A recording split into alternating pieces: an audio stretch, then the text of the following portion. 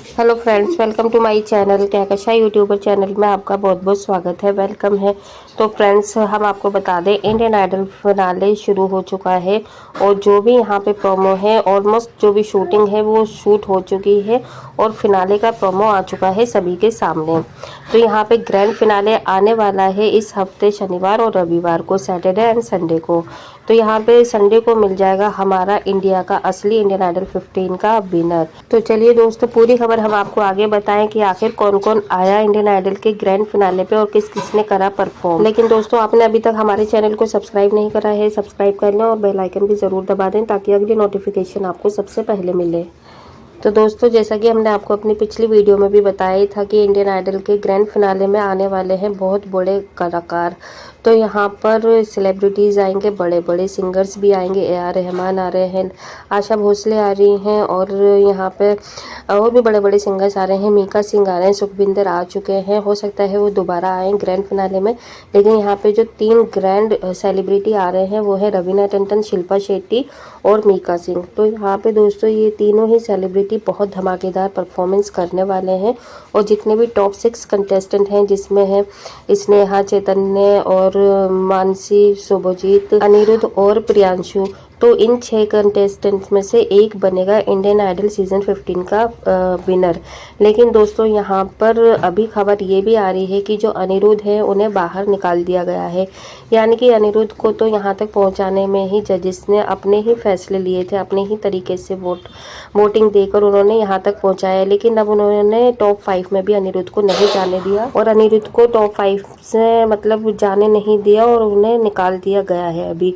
तो यहाँ पे अनिरुद्ध ने काफ़ी चीज़ें खोली हैं जजिस के बारे में कि जजिस किस तरीके से यहाँ पे पार्शियलिटी करते हैं और अनफेयर डिसीजन उन्होंने लिया है। और इसी के चलते हुए यहाँ पे अनिरुद्ध ने बाहर बहुत ज़्यादा चीज़ें बोली है, लेकिन उन्होंने ये भी बोल दिया है इंटरव्यू में कि वो और चीज़ें खुल के नहीं बता सकते हैं। ठीक है, बस आप इतना समझ लीजिए कि जो जजेस हैं वो फेयर नहीं है और उन्होंने डिसीज़न भी फेयर नहीं लिया है। तो यहाँ पर देखिए, वैसे अगर हम बात करें अनिरुद्ध की, तो वो यहाँ तक पहुँच गए हैं, उसी के लिए यहाँ पर बहुत बड़ी बात है। क्योंकि यहाँ पे जो डिज़र्व करती थी टॉप 6 कंटेस्टेंट में, वो थी यहाँ पे रागिनी। और रागिनी का अगर आपने कोई भी एपिसोड देखा है तो आपको उसी से पता चल गया होगा कि रागिनी कितनी ज़्यादा मतलब डिजर्विंग कंटेस्टेंट थी जिन्हें इन्होंने निकाल दिया। और ख़ास करके यहाँ पर उन्हें ये कमेंट्स दिए गए थे कि उन्हें सुरों की पकड़ नहीं है और जो भी वो सॉन्ग गाती हैं तो उसमें किसी ना किसी की कॉपी होती है, क्योंकि वो 90s के ही सॉन्ग ज़्यादातर गाती थी। तो यहाँ पर जजिस ने यही फैसला लेते हुए बोला कि अभी जो आपकी वॉइस है वो ओरिजिनल वॉइस से इम्प्रूव होने में टाइम लगेगा।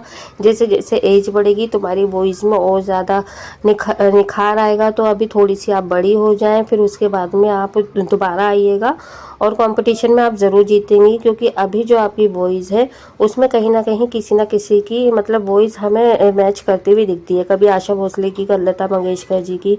तो आपकी ओरिजिनल वॉइस नहीं है और हमें चाहिए इंडिया को कि आपकी ओरिजिनल वॉइस आए, इंडिया को नई आवाज़ मिले। तो ये सारे उनको पैथेटिक रीज़न बता दिए, जबकि ऐसा कुछ नहीं था। उन्होंने हर तरीके के सॉन्ग भी गाए हैं और जो जिसकी कॉपी उन्होंने बताया, उन लोगों ने खुद ने रागिनी की बहुत ज़्यादा तारीफ़ की थी जब भी उन्होंने कोई भी परफॉर्मेंस दिया।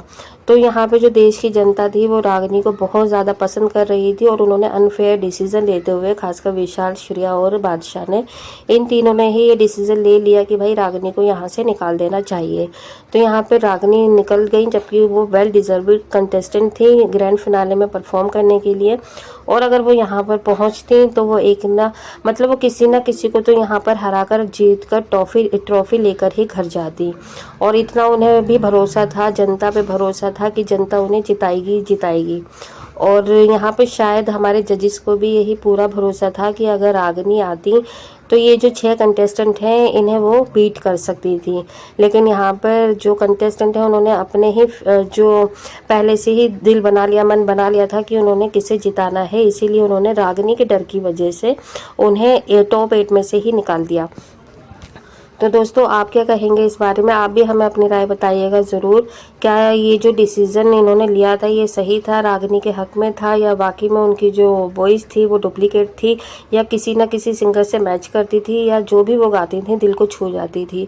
तो यहाँ तक हमें इतने कमेंट्स आ रहे हैं, सभी चाहते थे कि रागिनी फिनाले में गाएं, और अभी भी मतलब बार बार यही कमेंट्स आते हैं कि रागिनी को वापस लाओ, रागिनी को फिनाले में मतलब उनका परफॉर्मेंस करवाओ, वोटिंग ओपन करवाओ, रागिनी जीतेगी और रागिनी को मिलेगा जनता का वोट, और ये सारे जो भी जजेस हैं ये सब देखते रह जाएंगे। वेल आप हमें अपनी राय कमेंट में ज़रूर बताइएगा, और ये भी बताइएगा कि ये जो 6 कंटेस्टेंट हैं इसमें से कौन डिज़र्व करता है रागिनी के अलावा। आप अपना फेवरेट कंटेस्टेंट भी बता सकते हैं, चाहे स्नेहा हो या फिर मानसी हो या चैतन्या हो, कोई भी आप हमें नाम बताइएगा ज़रूर।